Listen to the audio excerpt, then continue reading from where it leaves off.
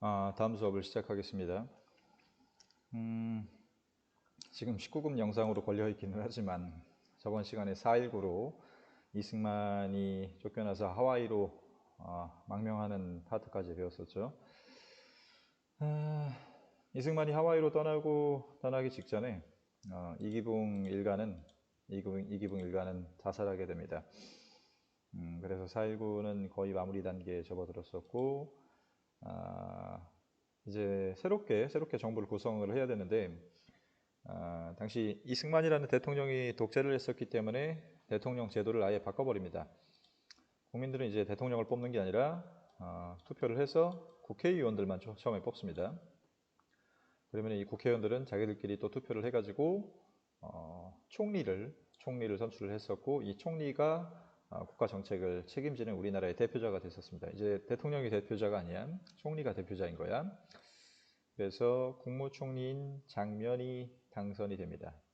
이제부터 우리나라는 의원이 국민들에게 책임지고서 내각이라고 하는 행정부를 구성하는 정부 형태이기 때문에 이거를 의원 내각제도 혹은 내각 책임제도라고 합니다. 이런 정치제도를. 당시 내각 책임제도의 우리나라의 대표는 장면 국무총리, 이 사람이 실질적인 권력자였었고, 국회는 또 선거를 해서 대통령을 뽑긴 뽑았으나 이 당시 뽑혔었던 윤보선 대통령은 큰 실권은 없었었다. 그냥 국가의 대표, 상징적인 이미지만 담당을 했었고, 실제 권력은 이 장면 총리가 가지게 되는 이 공화국이 시작되게 되죠. 이 공화국, 여기 프린트 42페이지에 이 공화국이 장면 내각이 출범하게 되죠. 자, 그래서 이승만이 쫓겨나고 나서 세헌법에 따라서 민주당 측의 장면이 국무총리로, 그리고 윤보선이 대통령으로 선출이 됩니다. 근데 국무총리가 더 권력이 강했었고, 이러한 정치 형태를 내각 책임 제도라고 합니다. 그리고 이때는 국회를 두 개로 나눠 놓습니다. 이승만 정부 때는 국회가 하나밖에 없었고, 그 하나밖에 없는 국회에서 이승만의 정당이었던 자유당이 너무 날뛰었었기 때문에 한 정당이 또 날뛰지 못하도록 또 다른 국회를 하나를 더 만든 거야. 이거는 상원과 하원 개념으로서 지금 미국에서도 시행하고 있는 제도입니다. 국회 하나가 너무 독점하지 않게 하기 위해서 국회 양원제를 실시를 했었다. 그리고 이런저런 개혁들을 합니다. 4.19 직후기 때문에 새롭게 좀 바뀌려고 하는 그런 시도들이 있었겠죠. 그래서 지방자치제도를 실시를 합니다. 지방자치제도는 원래 이승만 때는 제대로 시행되지 않았었습니다. 이승만이 마음에 드는 사람들을 서울시장으로 앉히거나 뭐 인천시장으로 앉히거나 해서 지방 대표자, 지방의 이제 그런 관리들을 이승만이 마음대로 임명했었는데, 이때부터는 이제 지방에서 선거를 해가지고 시장들을 뽑거나 도지사를 뽑거나 하는 그런 지방자치제도가 잠깐 실시됩니다. 잠깐. 왜냐하면 조금 있다가 5.16 군사정변이라는 사건 때문에 모든 것이 다 붕괴되기 시작을 하죠. 그 다음에 장면 내각은 경제개발 계획을 수립을 합니다만 이것도 제대로 못합니다. 여기 장면 내각이 60년도에 시작을 했으나 1년 만에 붕괴했기 때문에 뭔가 제대로 하는 게 없었어요. 그리고 뭐 3.15 부정선거 관련자들을 처벌하기 위한 헌법을 만들었으나 이걸 처벌하는 그 재판을 제대로 못하고서 5.16 군사정변만으로 1년 만에 끝나게 됩니다. 이 당시 장면 내각의 또 다른 문제점은 뭐였었냐면은 국무총리인 장면과 윤보선이 같은 민주당이었는데 둘이 서로 권력 다툼을 하는 그런 파벌 싸움을 했었다는 거죠. 민주당 내부에 장면은 민주당 신파, 새로운 파라고 하고 윤보선은 민주당 구파였었습니다. 그래서 이 두 사람이 서로 간의 권력 다툼을 하면서 싸우느라고 제대로 된 정책을 뭐 하는 게 보여주는 게 없었습니다. 1년 동안. 그리고 당시 민주당은 여전히 민주당으로 뽑혔었던 국회의원들은 여전히 친일파 출신들이 많았었어요. 국민들이 잘 몰라주고 뽑았었던 사람들이 많았었어. 그래서 부정부패가 여전히 굉장히 심했었고, 그래서 정책도 제대로 되지 않고 부정부패도 심해서 정부 운영이 잘 원활하게 이루어지지 않는 상황에서 이런 상황을 조금 바꾸겠다라고 하는 이유를 들고서 군인들이 반란을 일으킵니다. 이걸 바로 5.16 군사정변이라고 합니다. 5.16 군사정변. 여기 밑에 빈칸들은 아마 수업 시간에 할 겁니다, 내가. 그 다음에 그래서 5.16 군사정변이 일어나는데, 5.16 군사정변은 박정희라고 하는 이 장군을 중심으로 해서 군인들이 일으킨 반란입니다. 앞에 있었던 장면 정부가 너무 잘 못했었기 때문에 얘네 둘이 파벌 싸움하느라 서로 바빴다고 그랬었죠. 그래서 얘네 둘이 너무 못하기 때문에 우리 군인들이 들고 일어나서 나라를 한번 싹 갈아엎어버리겠다라고 하는 그런 이유로 들고 일어나죠. 근데 사실 군대를 몰고 와서 정부를 점령하는 행동은 당시 우리나라에서는 불법 상황이죠. 왜냐하면 우리나라에서 뭔가 정부를 장악하려면 어디에서 뽑혀야 돼? 여기 선거에서 뽑혀야 되는 요 정당한 절차 과정을 거치지 않고 자기의 힘으로 반란을 일으켜서 쿠데타를 일으켜서 정부를 장악했기 때문에 엄연하게 불법이었었습니다. 엄연하게 불법이었었는데 당시 이 반란을 일으켰었던 사람이 바로 소장 박정희, 우리 박근혜의 아버지죠. 아버지고 이 사람이 실세였었고 이 사람이 실질적인 권력자였었고 여기 옆에 차지철이라고 하는 인물은 나중에 중요하게 좀 나올 겁니다. 이름은 기억하세요. 차지철. 남산의 부장들이라는 영화에 보면은 이 사람이 좀 중요하게 나옵니다.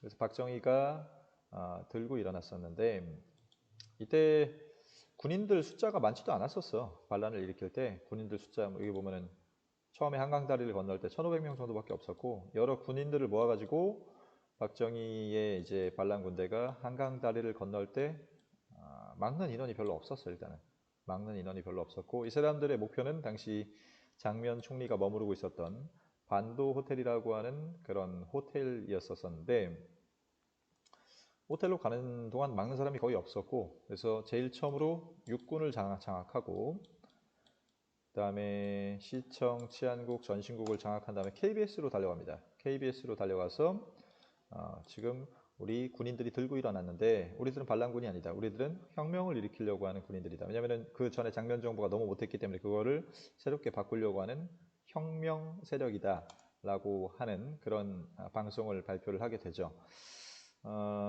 이때 이걸 장면이랑 윤보선이 제대로 잘 막았으면은 이 반란이 성공하지 못했을 텐데 장면은 반란이 일어나면 당연히 자기가 타깃이 되겠죠. 이 사람은 잡혀서 이제 죽을지도 모르니까 무서워서 피난한 것 같습니다. 사라졌어요, 이 사람은. 우리 옛날에 6.25 터졌을 때도 대통령 이승만이 도망갔었죠, 혼자서. 그런 거 좀 비슷합니다. 반란이 일어나니까는 혼자서 피신했었습니다. 어떤 군대를 동원해서 뭐 이걸 막으려고 하거나 하는 그런 시도를 하지 않고 혼자서 한 3일 동안인가 피신해 있었습니다. 윤보선 대통령도 반란 소식을 들었는데 이 사람은 반란을 오히려 약간 지지하는 듯한 진압 반대의 입장에 섭니다. 왜냐하면 이 둘이서 원래 사이가 아까 안 좋았다고 그랬었죠. 이 둘이 장면이랑 윤보선이랑 별로 사이가 안 좋은데 반란군이 들어오면은 이 장면이 쫓겨나는 건 당연하고 아까 그 군인들은 반란을 일으키면서 잘못된 사회를 바꾸겠다라고 하는 얘기를 했었기 때문에 잘못된 사회를 바꾸면서 자기를 좀 대표자로 밀어주지 않을까 그 군인들이. 그러니까 쉽게 생각해서 윤보선은 군인들이 자기 편인 줄 알았던 거죠. 자기 편인 줄 알고서 진압을 반대했었는데 결국 이 둘 다 군인들에 의해서 나중에 쫓겨나게 되죠. 권력을 잃게 되죠. 당시 그리고 미군도 이 반란을 막을 수 있었습니다. 우리는 한미 상호 방위 조약을 체결해서 미군이 6.25 끝나자마자서부터 우리나라에 계속 주둔하고 있었는데 미국은 민주주의 국가잖아. 민주주의 국가니까는 이렇게 탱크 몰고 와서 국가 점령하는 거를 막을 수도 있었는데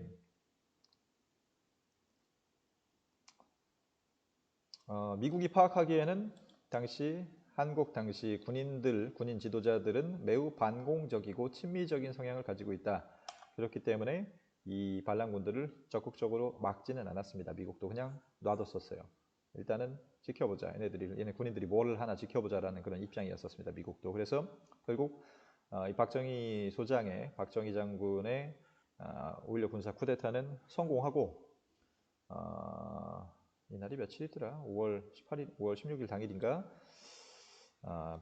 요 센터가 박정희입니다. 요 박정희를 중심으로 해서 5.16 군사 혁명이라고 불렀었습니다. 이 사람들은 혁명이 성공했다라고 하는 발표를 당시 육군 참모총장한테 시킵니다. 육군 참모총장.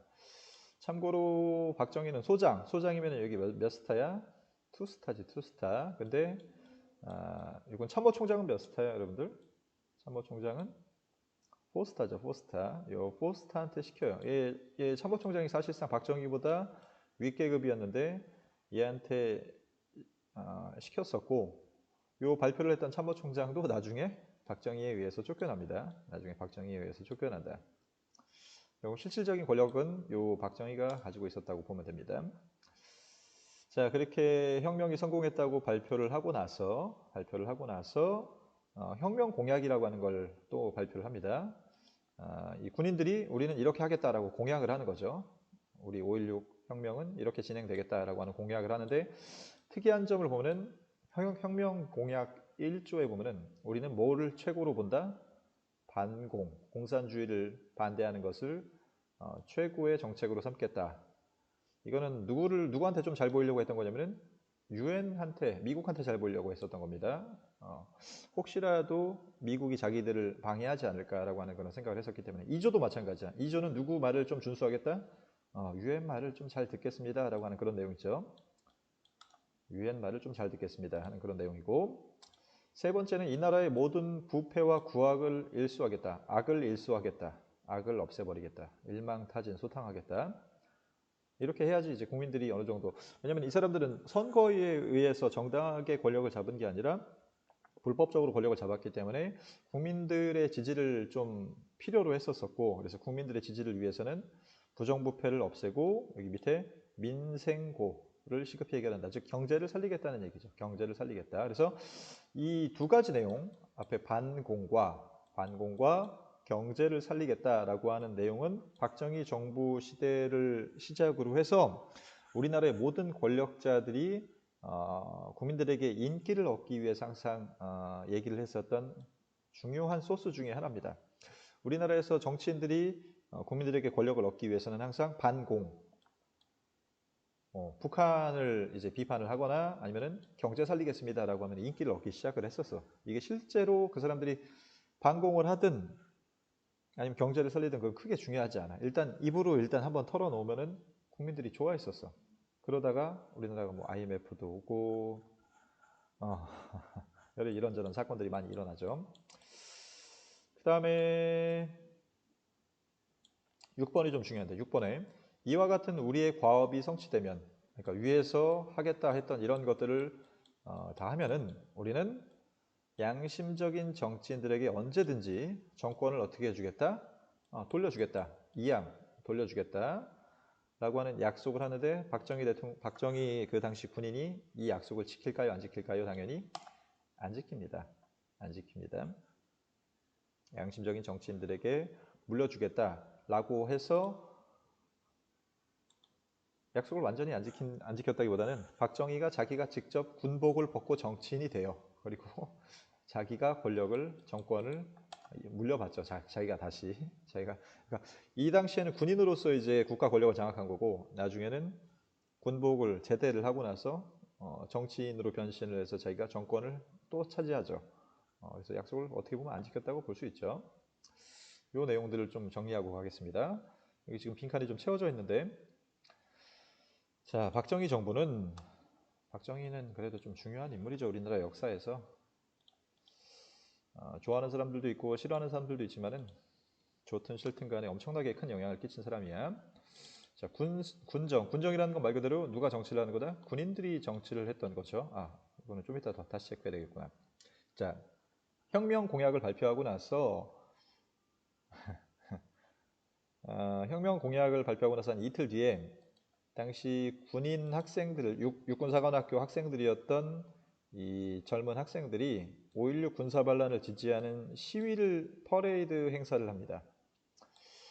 얘네들도 당시 육군사관학교 교장은 반대했었어. 왜냐면은 이게 5.16 군사 반란이고 이거를 지지한다는 것을 학교 측에서 할 수가 없으니까는 정치적인 중립을 지키자 우리는. 그런 식으로 해서 당시 육군사관학교 교장은 반대를 했었는데 이 학생 한 명이 강하게 밀어붙여가지고 5.16 군사 쿠데타를 지지하는 시위를 서울 시내에서 퍼레이드 행사를 합니다. 이 사람 누군지 알겠니? 니네가 다 아는 사람인데 이 학생 육군사관학교의 당시 대위 학생이었던 얼굴 보면 알걸 전두환입니다. 전두환. 똑같죠? 머리만 좀 달라졌을 뿐 똑같습니다. 피부가 좋아. 전두환입니다. 전두환. 전두환은 이때 5.16을 지지하는 이런 퍼레이드 행사를 하면서 박정희의 마음에 아주 쏙 드는 그런 사람이 되면서 2인자 자리를 박정희 정부에서 거의 2인자 자리까지 올라갑니다. 아까 잠깐 보긴 했지만 요 차지철이라고 하는 사람 이 사람은 당시 반란군 중에서 제일 어린 사람이었는데 이 사람도 항상 박정희랑 친했기 때문에 나중에 2인자 자리까지 올라가고 그래서 몇 명의 2인자가 좀 생기는데 걔네들끼리 나중에 권력 다툼을 해가지고 결국은 박정희가 암살되기까지 하죠. 요 2인자들 잘 기억하세요. 차지철이랑 전두환.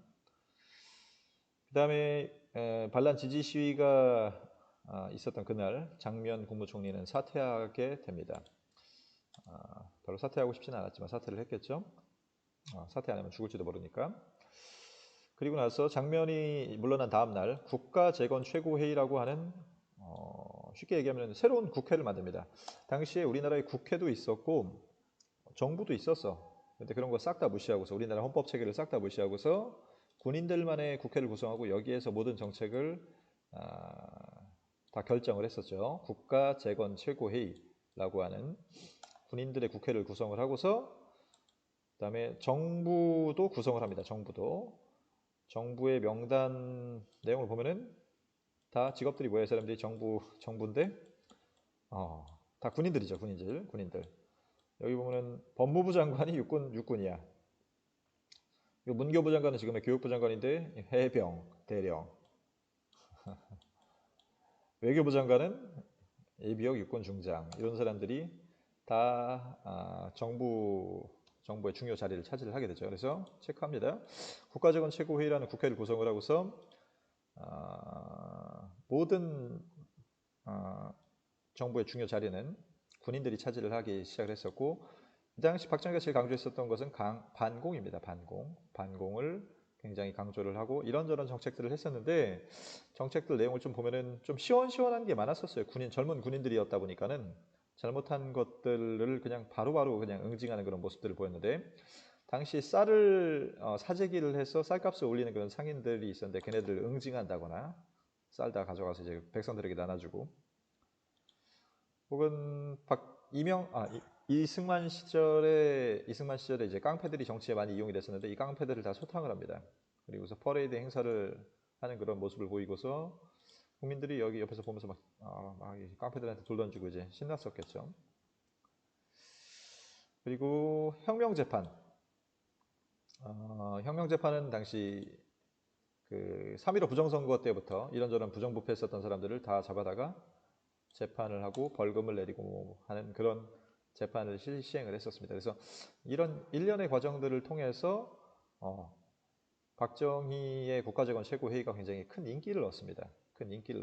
왜냐하면 예전에 민주당은 자기들끼리 권력 다툼하다가 아무것도 못했다고 그랬었지. 근데 이런 부정부패한 것들도 다 처리하고 깡패들도 잡아들이고 그리고 이 잘못했던 부정부패한 정치인들이나 경제인들을 잡아다가 처벌까지 하니까 국민들이 막 지지를 했었어요. 박정희를. 아무리 반란으로 국가를 장악하긴 했지만은 이런 정책들이 괜찮으니까 지지를 했었습니다. 그런데 아까도 얘기했지만은 국가정책에서 제1의 우선을 반공으로 뒀었죠. 그러다 보니까 북한 관련된 일에 대해서는 굉장히 좀 세게 나가요. 심지어 6.25 때 빨갱이로 몰려서 학살이 된 사람들, 억울하게 이제 죽은 사람들이 많았었는데 이 사람들의 유족들이 우리 억울하다, 우리 피해 보상 해달라라고 재판을 했었는데 이걸 오히려 사형 판결을 내려버려요. 유족까지도 사형을 시켜버리는 그런 판결까지 내려버립니다. 그러니까 이 사람들은 억울하게 죽은 게 아니라 진짜 빨갱이였다. 그리고 그 빨갱이의 가족들도 빨갱이니까 너네들도 죽는다. 뭐 그런 논리인 겁니다. 그렇게 해서 억울하게 죽었던 6.25 유족회를 오히려 간첩으로 다시 이제 2명을 씌워서 죽이는. 왜냐면은 아까도 얘기했지만 우리나라에서 인기를 끌기 위해서는 공산주의를 비판하는 게 굉장히 중요했었기 때문에 이 사람들이 진짜 빨갱이인지 아닌지는 중요하지 않아. 진짜 빨갱이인지 아닌지는 확인도 안 하고서 이 사람들을 그냥 빨갱이로 몰아서 사형을 시키거나 하면은 국민들이 또 좋아했었어요. 왜냐면은 간첩을 많이 잡았으니까. 우리 전쟁 끝난 지 얼마 됐으니까 이만큼 빨갱이가 많이 잡혔다고 하면 국민들이 확인도 안 하고서 좋아했던 거죠. 지금도 좀 그런 측면이 있습니다. 약간.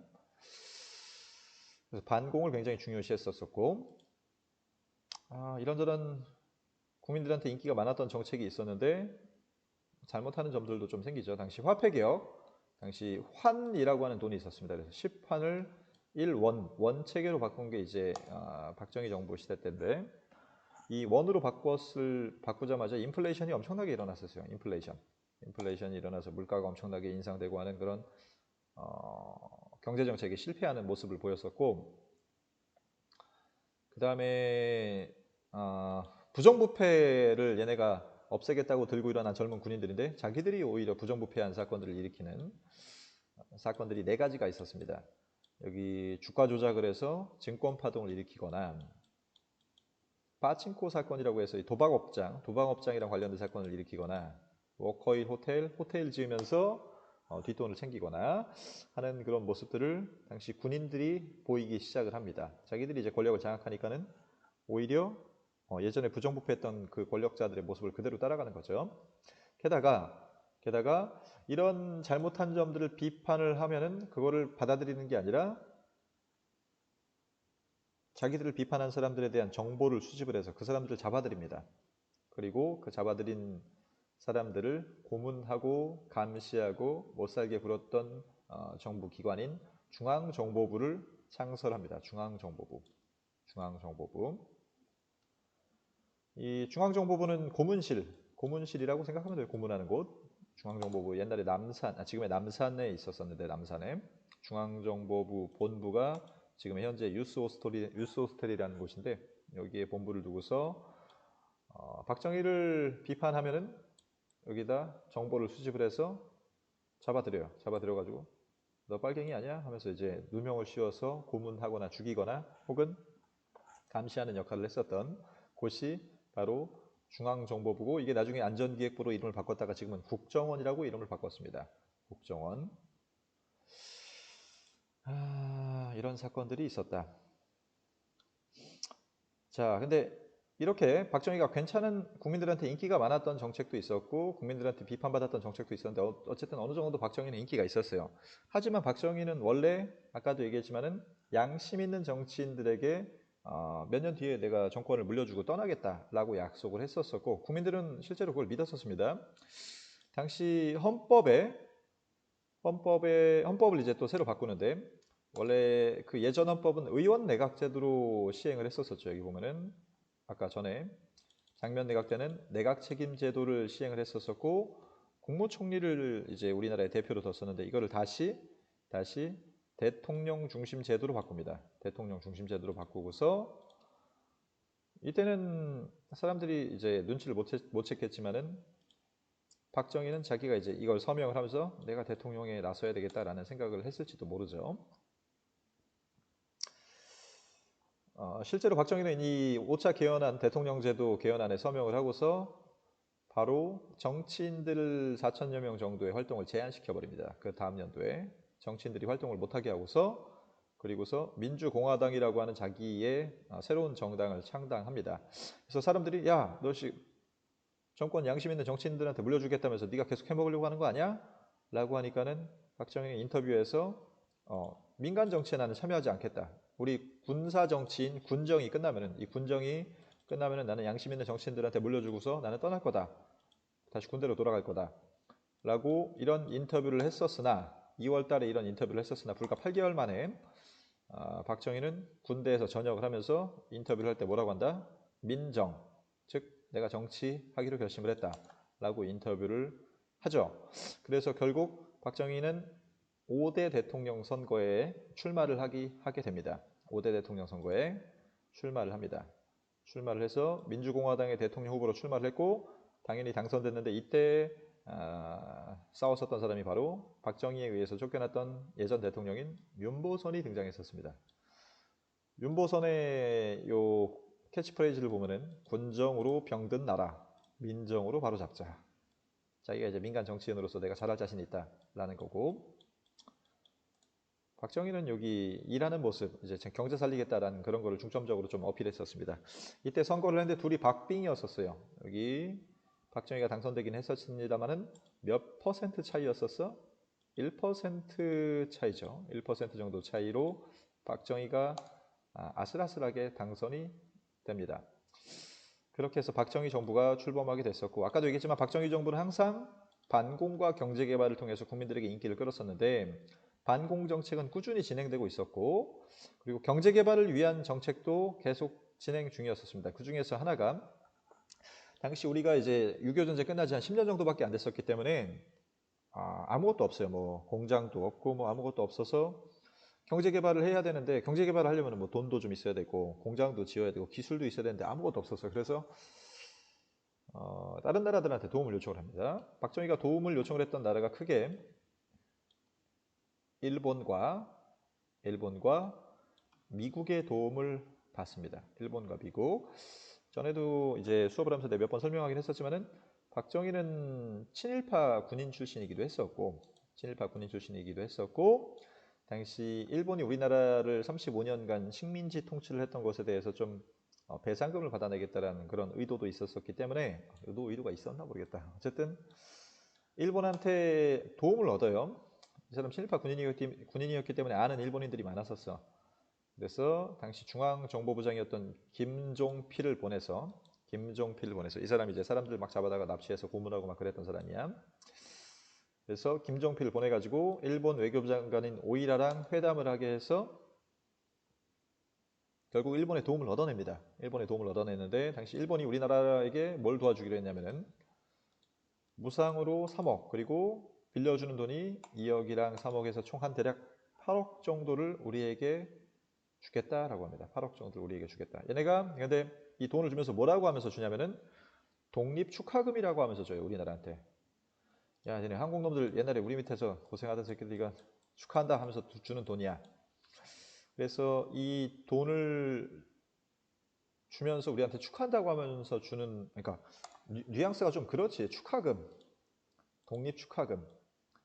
얘네는 원래 우리한테 뭐라고 하면서 돈을 주는 게 맞는 거야?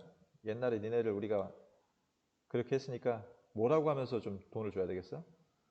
미안하다 한국, 잘못했다 한국, 그러면서 돈을 주는 게 맞는데, 독립 축하는 축하금이라고 줬었단 말이야.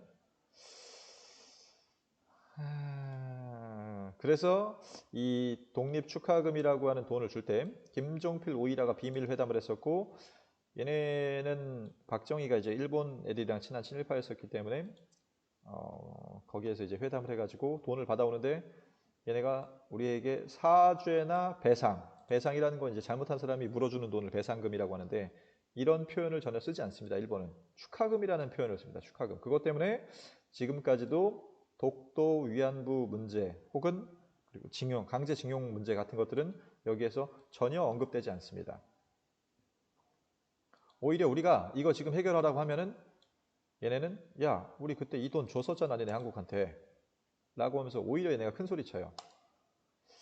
그래서 여기 처음 일본이랑 협상을 할 때 좀 이런 문제점들이 있었고, 특히 필리핀 같은 경우에는 우리나라보다, 필리핀은 한 10년인가 지배받았는데 걔네는 한 20억인가 받아요. 근데 우리나라는 35년 지배받았는데 지금 8억밖에 못 받은 거야. 그래서 돈 자체 액수도 적고 잘못했다고 하는 것도 없고, 독도나 위안부 같은 걸 어떻게 할지도 하나도 언급하지 않았기 때문에 굉장히 잘못된 협상이었었습니다. 그래서 이 협상을 체결하려고 했을 때 많은 국민들이 반대를 합니다. 특히 4.19 혁명을 일으켰었던 대학생들이 주도를 해서 이 협상을 반대를 했었는데, 박정희 스타일은 이렇게 자기에게 반대하는 사람들을 아까 중앙정보부로 데려가서 고문하고 때리고 감시하는 그런 역할을 했었다고 그랬었죠. 여기 보면 매국적 회담 즉각 중단하라. 고등학생들도 나왔었고,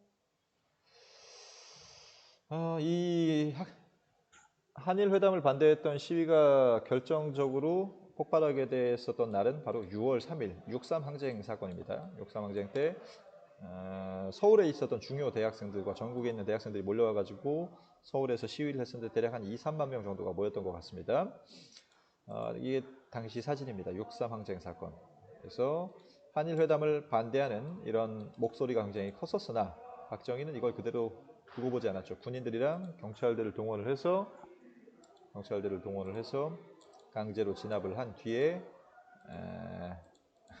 이명박 대통령도 요 시위 젊었을 때 사진인데 참여했었습니다. 섹시하죠? 결국은 이 시위들을 다 진압을 하고서 한일협정을 체결하게 되죠. 자, 그래서 6.3 시위를 진압하고서 비상계엄령을 선포하고 진압을 하고서 한일협정을 체결합니다. 한일협정을 통해서 한일 간의 국교가 정상화가 됩니다. 이제부터 외교관계가 일본이랑 벌어지게 됐었고, 그다음에 경제개발 자금의 일부를 우리한테 일본이 이제 제공해 주기로 하죠. 이때 한일회담은 미국도 요구를 했었습니다. 미국도. 왜냐면은 미국은 일본은 자본주의 국가고 한국도 자본주의 국가인데 얘네 둘이 어떻게 지냈으면 좋은 거야? 어떻게 지냈으면 하는 거야, 얘네는? 미국은 한국과 일본이 친하게 지냈으면 했었겠죠. 이건 지금도 마찬가지야. 얘네는 항상 무슨 일이 한국이랑 일본이랑 싸우고 있으면은 쟤네들은 너무 과거에 연연한다라고 하면서 맨날 친하게 지내라고 그래. 근데 한국이랑 일본이랑 어떻게 친하게 지내냐? 걔네가 뭐 사과를 하면 우리가 뭐 마음이 풀리기라도 할 텐데 이것도 사과도 안 하는데 어떻게 친하게 지내? 돈 줄 때 독립 축하금이라고 하면서 주질 않나 이 새끼들 이거. 몇 분 했나? 오 벌써 30분이야? 자, 그 다음에 좀 빨리 하겠습니다. 여기 베트남 파병. 어, 베트남 파병은 당시 미국이 베트남에서 전쟁을 하고 있을 때 우리나라 사람들이 가서 도와준 거죠. 그 대가로 우리는 미국에게 한국군의 현대화와 경제 원조, 돈과 차관 등의 약속을 받았습니다. 차관은 이제 미국이 빌려주는 돈이죠. 이걸 약속했었던 브라운이라고 하는 미국의 장관의 각서가 있었습니다. 각서 내용을 보면은 자, 대한민국 정부의 이런 베트남전 참전의 결정을 충심으로 환영합니다. 그래서 우리는 한국군을 현대화시켜주고 한국에 대한 기술을 원조해주고 대규모의 차관과 경제 발전을 도와주겠다라고 하는 약속을 해서 우리가 베트남에 군대를 파견하죠. 당시 베트남에서 미국은 남베트남 자본주의 진영인 남베트남을 지지해서 전쟁을 하고 있었습니다. 우리가 여기 가가지고 이제 여러 좀 안 좋은 일들을 좀 일으킵니다. 여기 원래 남의 나라 전쟁이었어. 남베트남이랑 북베트남이랑 여기도 공산주의랑 자본주의가 전쟁하고 있었는데 거기에 미국이 강제로 자기들이 들어간 거야. 다른 나라 전쟁에. 둘이 싸우고 있는데 오히려 미국이 오히려 전쟁을 조작해서 일으켰었고 거기에 북베트남을 점령을 하려고 미국이 이제 들어가서 전쟁 중이었었고 우리는 그 침략 전쟁에 우리가 이제 동원이 된 거죠. 근데 우리는 이제 돈을 받고 들어가긴 한 건데 가서 몇 가지 나쁜 짓을 하는 거는 좀 학살 사건들을 일으킵니다. 이게 사진이 지금 내가 19금으로 걸릴까봐 모자이크를 했는데 여기 애기들까지 좀 죽였고 여기 엄마가 좀 슬퍼하는 모습이고 그리고 당시 베트남에 가서 베트남 여성들이랑 성관계를 맺었던 군인들이 아이를 낳았었는데 이렇게 낳은 아이들이 라이따이한이라고 합니다. 따이한은 대한에서 라이는 대한에서 온 아기들, 대한민국의 아버지를 둔 아이들인데 이때 베트남 전쟁 때 그러니까 군인들이 낳은 아이들이야. 근데 이 아이들이 나중에 90년대 때 찾아왔어. 아빠 찾겠다고 찾아왔는데 그 아빠들은 자기 딸들, 자기 자식들이 아니라고 좀 모른 체 하는 그런 문제가 생겼었습니다. 그래서 베트남 전쟁 여기 내용 보면은 베트남 파병 중요하니까 잘 기억하고 이때 우리는 한국군 현대화와 경제 원조를 미국한테 받았었고 근데 문제점은 많은 양민 학살 사건을 우리가 좀 일으켰었고 라이따이한이라고 하는 한국인 아버지에게서 나온 베트남 자녀들이 좀 문제가 생겼었습니다. 그렇게 해서 인기를 얻었던 박정희는 독일에도 이제 사람들을 보냈었죠. 독일의 광부랑 간호사로 사람들을 보내서 독일로부터도 돈을 좀 받았었고 해서 경제개발 계획을 시작하게 되죠. 그래서 우리나라 경제 발전을 좀 시작하게 됩니다. 그래서 경부고속도로도 짓고 뭐 포항제철도 짓고 해서 이런저런 경제 발전을 시킵니다. 이래서 경제 발전을 해서 좀 인기를 얻었던 박정희는 다음 6대 대선에 나오게 되죠. 6대 대선에서 다시 윤보선이랑 붙어가지고 두 번째 대통령에 당선이 됩니다. 근데 당시 또 헌법이 삼선을 못하게 해놨어요. 왜냐하면 삼선을 바꿨었던 게 옛날에 4.4.5입 개헌이었기 때문에 박정희가 처음 대통령 제도로 선거를 바꿀 때 2번까지만 대통령을 하게 해놨는데 얘도 막상 2번 하니까 3번째 하고 싶겠지? 그래서 삼선 개헌을 하겠다라고 하는 그런 움직임이 있었었고 이거를 반대하는 민주주의 이제 학생들의 운동이 또 시작이 됐었습니다. 이 삼선 개헌을 반대했었던 운동 중에서 제일 이걸 앞장서서 했었던 정치인 중에 한 명이 바로 이 사람 누군지 알겠어요? 김대중입니다. 김대중 70년대부터 활동했었던 정치인입니다. 이 사람은 뭐라고 했었냐면은 당신 내심으로 헌법 고쳐가지고 71년도 이후에도 영원히 해먹겠다는 거 아니야? 라고 하면서 삼선 개헌을 굉장히 격렬하게 반대하는 모습을 보였었고 그래서 이 당시 인기를 끌기 시작했었습니다. 김대중이라는 정치인이. 그 다음에 김대중 말고 또 정치인 중에서 인기를 끌었던 사람 바로 요 누군지 알겠니? 김영삼입니다. 김영삼도 이 삼선 개헌을 굉장히 크게 반대를 하면서 인기를 끌었었던 정치인이었었습니다. 그래서 삼선 개헌이라고 하는 내용, 이거는 좀 다음 시간에 봅시다. 너무 오래 했다. 여기까지 끝.